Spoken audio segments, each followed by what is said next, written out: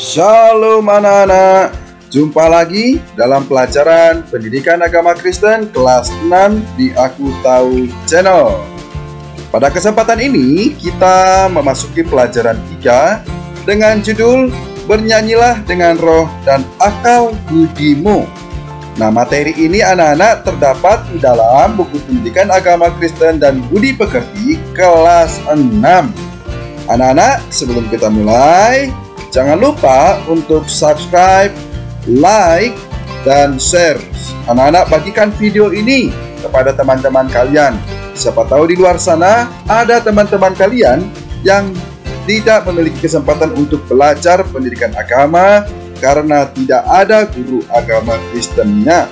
Baiklah anak-anak, kita akan memulai pelajaran ini dengan bernyanyi terlebih dahulu, yaitu yang terdapat di dalam Kidung Jemaat nomor 299, Bersyukur kepada Tuhan.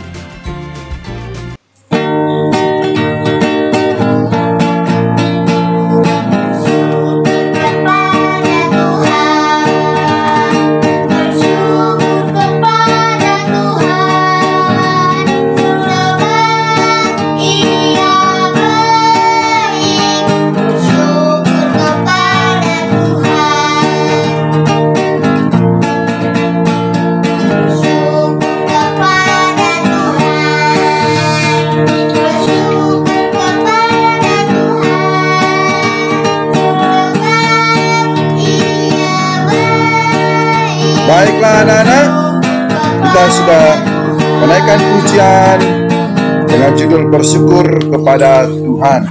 Kita mau menaikkan syukur kita selalu kepada Tuhan karena ada banyak hal yang bisa kita syukurkan kepada Tuhan. Anak-anak, berdasarkan materi pelajaran kita hari ini, Bapak mau tanya, unsur atau kegiatan apakah yang paling sering kamu temukan dalam ibadah Kristen? Ya, yang paling banyak kita temukan dalam ibadah Kristen adalah nyanyian. Nah, hari ini kita akan belajar tentang nyanyian dan pentingnya nyanyian itu. Bagaimana kita bernyanyi? Apakah kita bernyanyi asal bunyi atau asal teriak? Yang penting ada suaranya. Nah, inilah kita akan pelajari hari ini ya. Ayat Alkitab mengenai materi ini terdapat di dalam 1 Korintus 14 ayat 15b sampai 19. Mari kita baca. Jadi, apakah yang harus kubuat? Aku akan berdoa dengan rohku, tetapi aku akan berdoa juga dengan akal budiku. Aku akan menyanyi dan memuji dengan rohku, tetapi aku akan menyanyi dan memuji juga dengan akal budiku. Sebab, jika engkau mengucap syukur dengan rohmu saja, bagaimanakah orang biasa yang hadir sebagai pendengar dapat mengatakan amin atas pengucapan syukurmu? Bukankah ia tidak tahu apa yang engkau katakan? Sebab, sekalipun pengucapan syukurmu itu sangat baik, tetapi orang lain tidak dibangun olehnya. Ayat yang ke-18, aku mengucap syukur kepada Allah bahwa aku berkata-kata dengan bahasa roh lebih daripada kamu semua.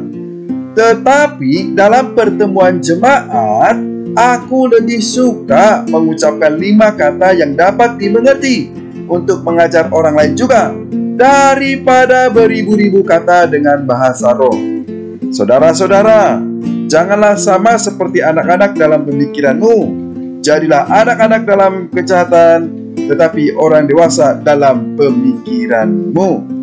Anak-anak semua, ayat Alkitab yang kita baca hari ini adalah tulisan Rasul Paulus kepada jemaat yang ada di Korintus.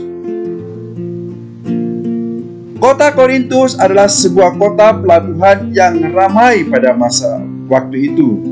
Penduduknya sekitar 600.000 orang. Kota itu berada di negara Yunani, dan kota itu sudah runtuh sekarang.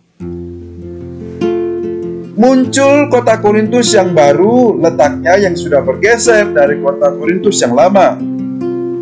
Saat ini, kota Korintus yang baru itu hanya berpenduduk 10.000 orang.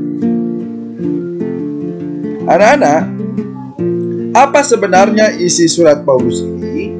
Surat Paulus ini berisi nasihat kepada jemaat Korintus agar mengusahakan kebaikan-kebaikan dalam jemaat.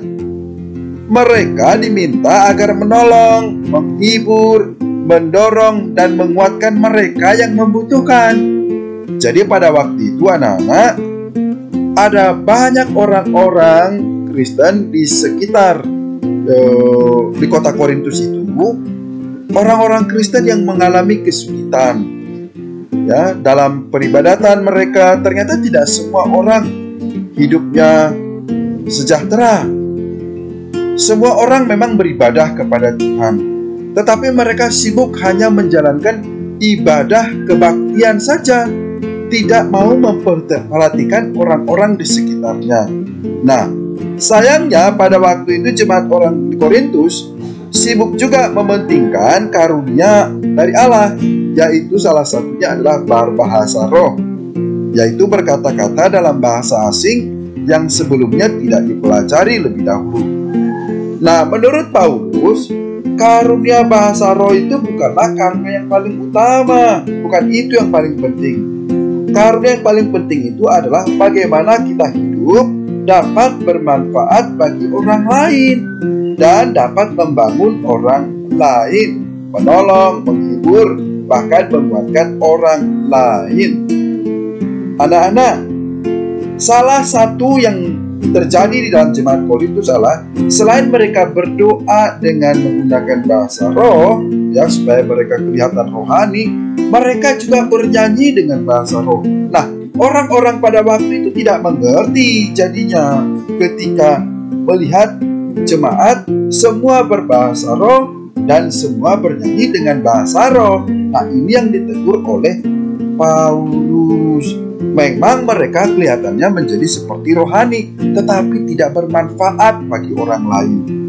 Anak-anak, bernyanyi di dalam ibadah adalah satu kegiatan ibadah yang di dalamnya kita dapat menunjukkan sikap memuliakan dan mengagungkan Tuhan. Jadi di dalam ibadah itu kita bernyanyi sedang memuliakan Tuhan, mengagungkan Tuhan, bukan untuk menunjukkan bahwa kita hebat, bukan untuk menunjukkan bahwa kita pintar berbahasa roh, atau menunjukkan bahwa kita pintar berbahasa asing, bukan. Tetapi kita beribadah itu kita lakukan semata-mata untuk memuliakan Tuhan. Nah, oleh karena itu Paulus mengatakan seperti ini. Menurut Paulus, bernyanyi yang baik itu adalah harus dinyanyikan dengan roh dan dengan akal budi.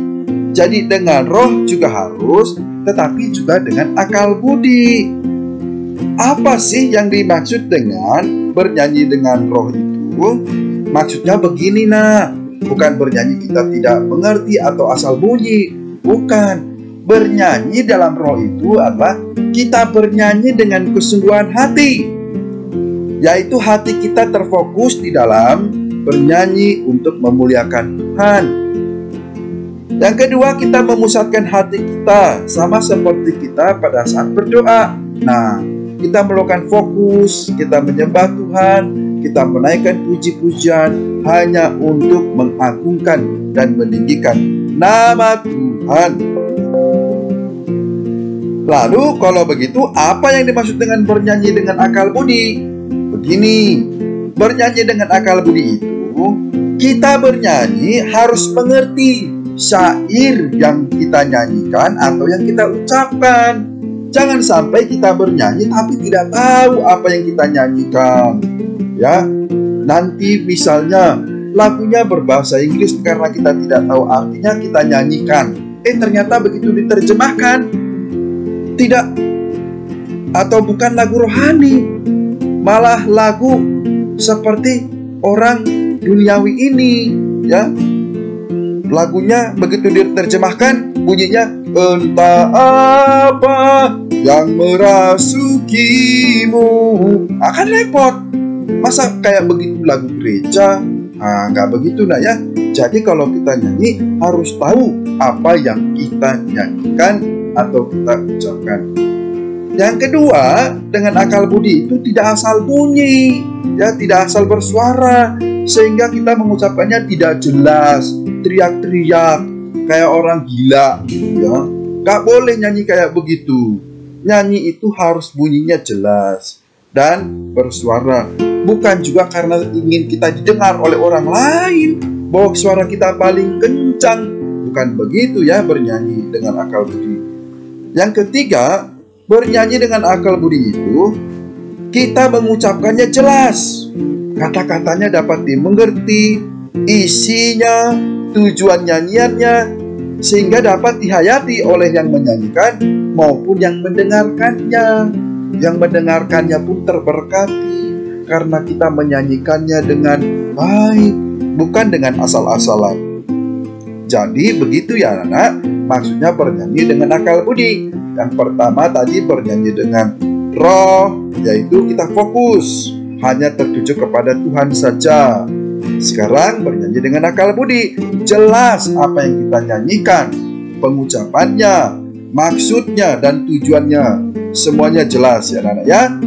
Nah, nyanyian yang menggunakan akal dan budi yang baik akan menolong orang lain anak-anak untuk mendengarkan, ya, akan menolong orang lain yang mendengarkan itu menjadi mengerti tentang karya dan kebaikan Allah yang dilakukan terhadap manusia dan alam ciptaannya. Bahkan ikut mengaminkan isi nyanyian itu sebagai tanda setuju karena memahami isi dan maksud nyanyian itu. Jadi kalau ada orang bernyanyinya bagus, mengucapkannya jelas, maka kita akan terberkati dan kita akan mengaminkan, kita setuju dengan apa yang dinyanyikan.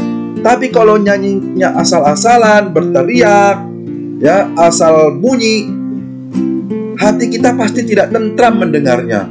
Kita pusing, kita akan tutup telinga. Apa ini nyanyi kok kayak begini? Stres kali ini orang. Kita akan bilang begitu. Tapi kalau nyanyinya bagus, kita akan terberkati. Lalu kita akan mengerti apa maksud dari nyanyian tersebut. Dengan demikian, nyanyian dan bernyanyi dalam ibadah tidak dapat dilakukan secara sembarangan tanpa maksud yang jelas.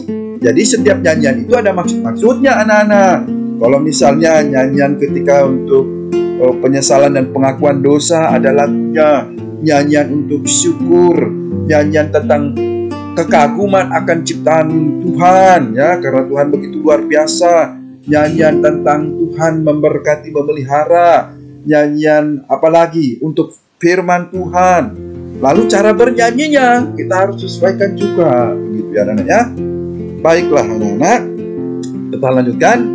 Nah, setelah kita memahami tentang nyanyi dan bernyanyi dalam ibadah Kristen, maka dapat kita simpulkan, menyanyi adalah salah satu unsur ibadah umat Kristen yang tidak dapat diabaikan atau dilakukan secara sembarangan atau asal bunyi. Menyanyi adalah ekspresi doa dan harapan terhadap Tuhan. Karena itu, bernyanyi hendaknya dilakukan dengan akal dan budi yang baik. Demikian juga nyanyian diciptakan dengan akal dan budi yang baik, agar melalui nyanyian dan kegiatan bernyanyi, orang yang bernyanyi dan mendengarnya ditolong memahami karya Allah yang selalu baik dalam kehidupan kita. Jadi jelas anak-anak ya, kita bernyanyi, kita menyanyikan itu karena kita menunjukkan kekaguman kita akan karya Allah di dalam kehidupan kita, di dalam kehidupan setiap umat percaya. Maka oleh karenanya kita bernyanyilah dengan sungguh-sungguh, tidak dengan main-main, apalagi dengan asal-asalan. Dan ditambah lagi bernyanyi sampai tidak mengerti maksudnya. Wah, repot, sangat berbahaya ya. Nyanyilah karena kita mengerti apa maksudnya. Baik anak-anak, demikian materi kita hari ini. Doa Bapa, anak-anak semua sehat, ya. Teruslah belajar di rumah, belajar juga bernyanyi memuji Tuhan, memuliakan Tuhan. Tuhan Yesus memberkati semua. Shalom.